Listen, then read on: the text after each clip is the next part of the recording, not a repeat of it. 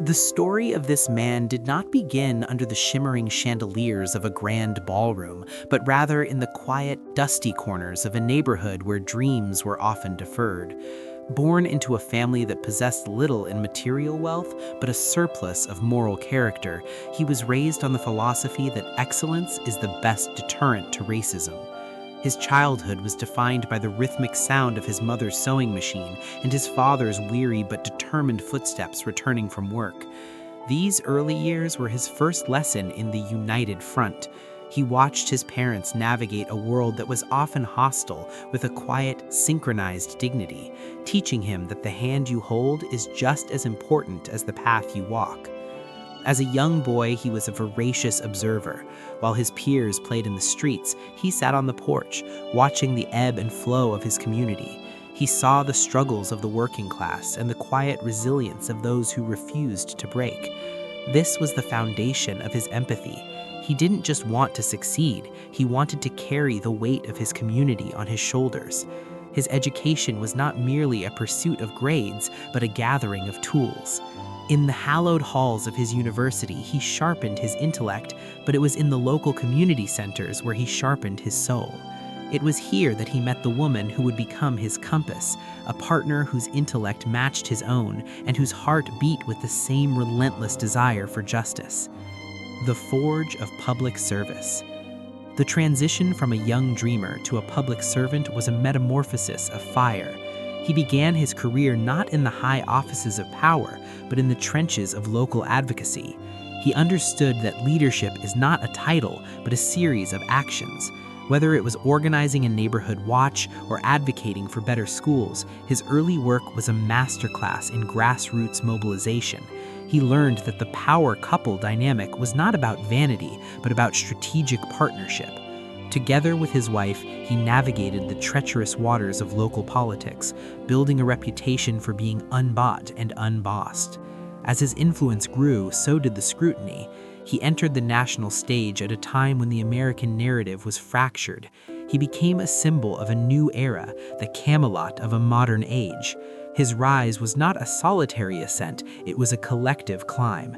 Every speech he gave was a reflection of the conversations he had on front porches and in church pews. He spoke with a cadence that resonated with the forgotten, and his presence was a visual reset for a nation weary of chaos. He wore his suits like armor and his smile like a bridge. He understood that for a black man in the highest echelons of power, composure was his greatest weapon. The crucible of leadership. The middle years of his life were defined by the high-stakes world of American governance. As he ascended to the pinnacle of political power, the winds of opposition howled with unprecedented ferocity. This was the era of the grip, the interlocking handhold that the world saw on television.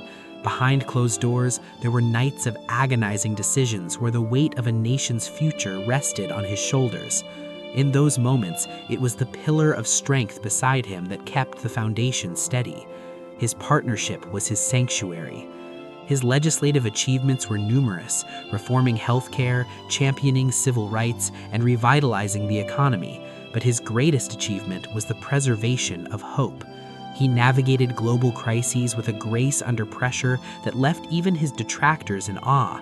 He was a man of the people who never lost the common touch. He could debate a head of state in the morning and shoot hoops with teenagers in the afternoon. This duality was his strength. He represented the American dream achieved through resilience, proving that the son of a laborer could become the architect of a nation's future. The Silver Years, a refined legacy. As the gray began to pepper his hair, he moved into the role of an elder statesman. This was the period of timeless sophistication. He didn't fade into the background, he became the conscience of the country. He and his partner continued to walk hand in hand, their synchronized stride now a symbol of political endurance.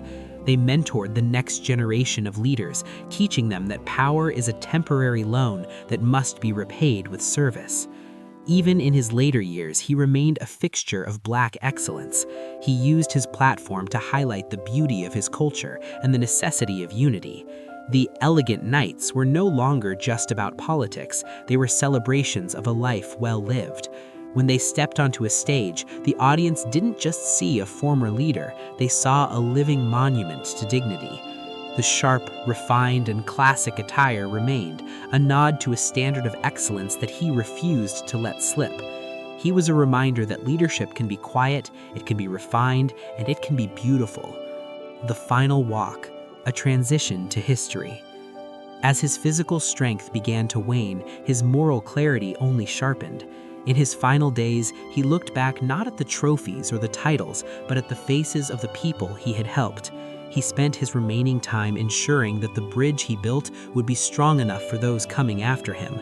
He spoke of the united front one last time, reminding the world that no one achieves greatness alone. When the time finally came for his last breath, he was not afraid. He had lived a life of unwavering purpose. He died as he lived, holding the hand of the woman who had been his anchor for decades. His passing was not just a loss for his family, but a moment of national mourning. The flags flew at half-mast, and the silence that fell over the country was a tribute to a man who had mastered the art of unfiltered presence. The narrative of modern leadership. Today, when we look back at his life, we don't just see a timeline of dates, we see a masterclass in human potential. He proved that power and grace are not mutually exclusive. He showed us that the grip of a hand can be more powerful than the stroke of a pen. He was the embodiment of the idea that behind every great leader is an equal partner, a truth that redefined the American family. His story is a reminder that in an era of digital noise, character still matters, resilience still matters, dignity still matters. He was a man who refused to break even when the political winds were at their most destructive. He taught a nation that it is possible to be both a warrior and a gentleman, a leader and a servant. Conclusion: still standing. As the story of his life concludes, the image that remains is the one from that elegant night.